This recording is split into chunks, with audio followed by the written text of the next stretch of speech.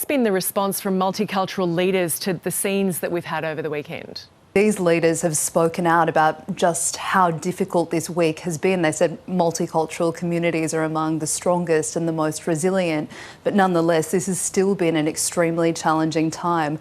We've heard at those rallies that were attended by known neo-Nazis extremely hateful and racist language, things like send them back, stop the invasion, references to Nazism, and things like hail white Australia, so really damaging and hurtful comments, as well as things like that there are too many Indians or too many Muslims in this country. And of course, these aren't just words for many Australians, these are direct insults. This is discrimination.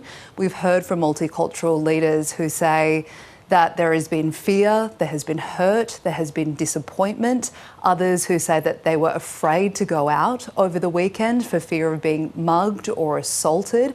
And others who say that this was extremely challenging for them to feel so othered from the rest of Australia, that they view themselves as Australians, and then to see their contribution to this country dismissed and disregarded as a really disappointing moment. We've heard from the head of the Federation of Ethnic Communities Councils of Australia. He says, now after this, it's time for calm, it's time to find respect, to come together, and that multicultural communities should find strength in the fact that many Australians didn't attend these rallies, and he was keen to highlight that he felt these were fringe views, but nonetheless very damaging and a difficult time for many multicultural communities.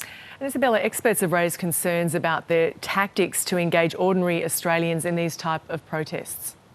That's right, Gemma, and if you hear why many of the people said that they did attend these protests, they said it was concerns about immigration, concerns about the housing shortage, linking immigration to economic issues. Now, there isn't strong evidence to link all of these issues, but that's how many of these Australians felt. Now, experts are saying that far-right groups and far-right leaders use these euphemisms to try and attract ordinary Australians to come to these demonstrations, to come to these rallies. But when you look at the language, when you look at the symbolism, when you look at the way these individuals, these far-right individuals are talking, it isn't really about these core issues. We know that the organisers of some of these events held white nationalist views. We know that neo-Nazis attended this, that there were really hateful and discriminatory chants that happened, particularly at those larger rallies in Sydney and Melbourne.